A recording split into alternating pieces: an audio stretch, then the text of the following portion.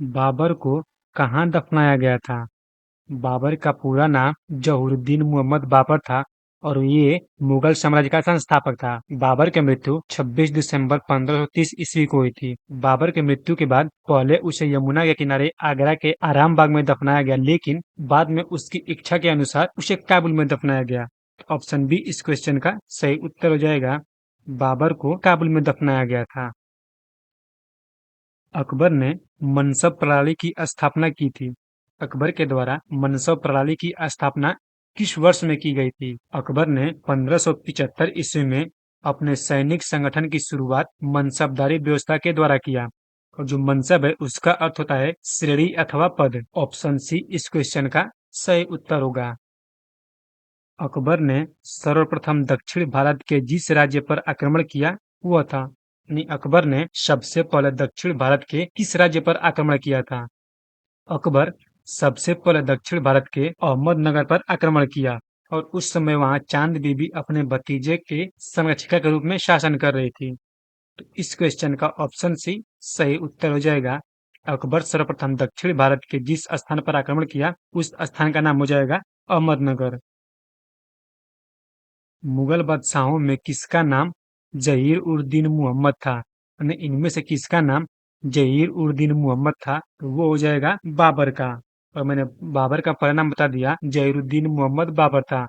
और बाबर अपने पिता उमर शेख मिर्जा की मृत्यु के बाद 11 वर्ष की आयु में ही गद्दी पर बैठ गए। तो ऑप्शन बी इस क्वेश्चन का राइट आंसर हो जाएगा। निकोलस मनुची, जिसने औरंगजेब के शासनकाल का विवरण दिया है, निवासी था।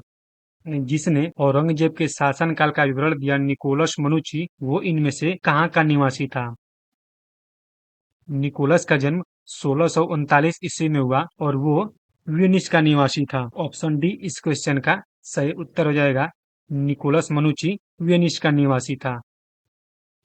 किस इतिहासकार ने अकबर को राजपूतों की स्वतंत्रता का प्रथम विजेता कहा है?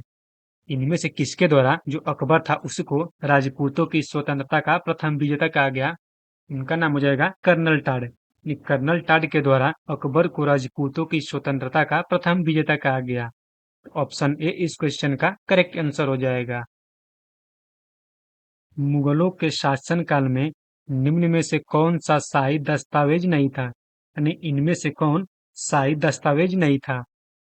फरमान, सनद, खुतना, निशान। जो खुतना है वो शाही दस्तावेज में नहीं आते थे। मुगलों के शासनकाल में फरमान, सनद, निशान ये सब शाही दस्तावेज थे। ऑप्शन सी इस क्वेश्चन का सही उत्तर हो जाएगा। मुगल सेना के निम्नलिखित सैनिकों में कौन सर्वाधिक वेतनभोगी होता था? मुगल सेना में इनमें से किस प्रकार के सैनिक को सबसे अधिक वेतन प्राप्त होता था? जो एक साधारण सैनिक होते थे उनको 12 से 15 रुपया वेतन के रूप में मिलता था, लेकिन जो अवधि होते थे वो 500 रुपये इनको वेतन के रूप में मिलता था। और अवधि एक तरह से राजा के सैनिक होते थे। ऑप्शन ए इस क्वेश्चन का सही उत्तर हो जाएगा। सर्वाधिक वेतन भोगी होते थे अवधि। कौन सा मुगल शासक 2 बार गद्दी पर बैठा? हुमायूं एक मात्र ऐसा मुगल शासक है जो 2 बार गद्दी पर बैठा। सबसे पहले 30 दिसंबर 1530 को ये गद्दी पर बैठा और दूसरी बार 23 जुलाई 1555 को ये गद्दी पर बैठा। तो ऑप्शन बी इस क्वेश्चन का सही उत्तर हो जाएगा। हुमायूं को आश्रय देने वाला सफाविद शासक कौन था?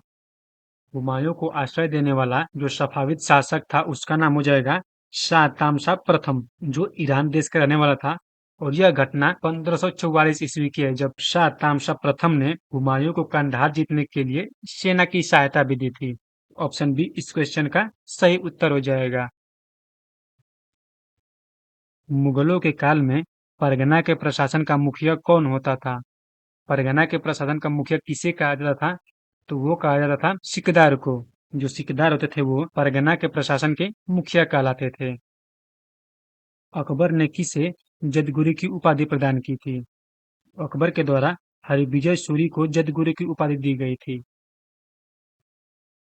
निम्न मुगल शासकों में से किसने सर्वप्रथम तुला दान को, जो हिंदुओं का तुला भार समारोह था, को स्वीकार किया, यानी किसने सर्वप्रथम हिंदुओं के तुलाभार समारोह को स्वीकार किया, उनका नाम हो जाएगा अकबर। निम्नलिखित शासकों में किसने राम सीता के अंकन से युक्त सिक्के चलवाए? ये राम सीता से अंकन से युक्त इनमें से किस शासक ने सिक्के चलवाए?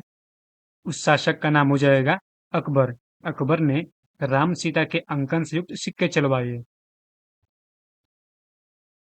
अंतिम मुगल शासक कौन था?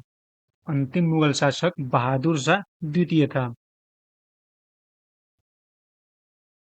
वह कौन प्रथम मुगल शासक था जिसने अकाल के समय विभिन्न प्रकार की सुविधा की व्यवस्था की?